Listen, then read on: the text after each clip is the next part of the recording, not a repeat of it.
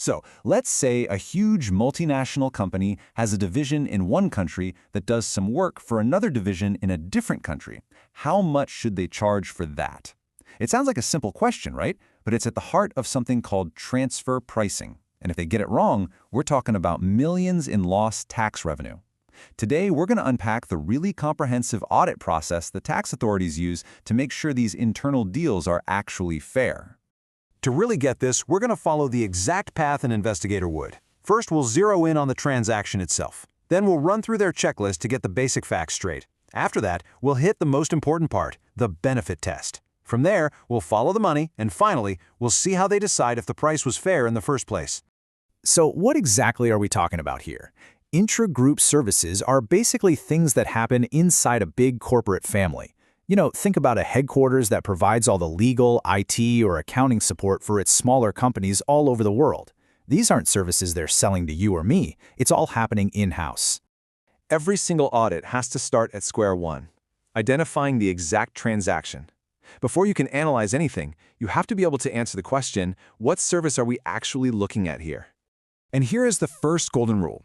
You can only charge for an internal service if it provides a real, tangible, economic, or commercial benefit to the company that's paying. A subsidiary can't just get a bill for no reason. The service has to have actually helped their business in a measurable way. So, how do investigators untangle these sometimes really complex deals? Well, they use a surprisingly simple but incredibly comprehensive framework to just build a clear picture of what went down. It all boils down to the classic questions: who, what, where, when, why, and how. What was the service? Why did they need it? Who did the work? Where, when, and how was the bill calculated? This simple checklist is the bedrock of the entire audit. It just forces the facts out into the open. And this is exactly why documentation is everything. To answer those basic questions, investigators need proof. We're talking contracts, invoices, timesheets, even internal emails. Without that solid paper trail, it's pretty much impossible to prove the service was legit and not just some creative accounting. Okay, so proving a service was performed, that's just step one. Now we get to what is probably the most critical hurdle in the whole investigation, the benefit test. This really is the million-dollar question, or, let's be honest, often the multi-million-dollar question. Just because somebody did some work doesn't mean it was necessary or valuable. This is where an auditor has to decide if the company receiving the service is genuinely better off because of it. And you better believe investigators are looking for red flags. A huge one is something called duplicative services. This is where a subsidiary pays its parent company for, say, marketing help, but it already has its own fully staffed marketing team doing the exact same thing. That's a major red flag. Let's make this super clear. Let's say the parent company develops a shared IT system that all the subsidiaries use to handle complaints. Yep, that's a legitimate service you can charge for. But what if the parent company is just collecting data from everyone for its own internal reports? Nope, you can't charge the subsidiary for that. That's a benefit for the parent. Same goes for just benefiting from the family name. That's called passive association, and you can't send a bill for it.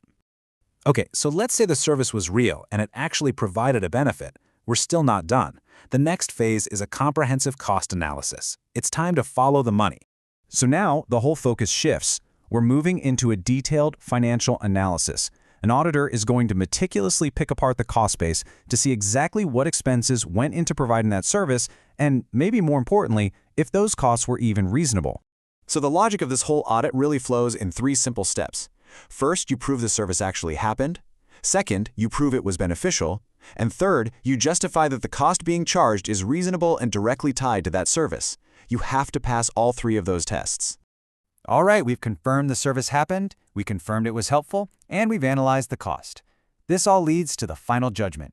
After all this comprehensive work, we finally get to the ultimate question: was the price itself fair? And at the end of the day, this entire comprehensive audit process is designed to do one thing: simulate the open market.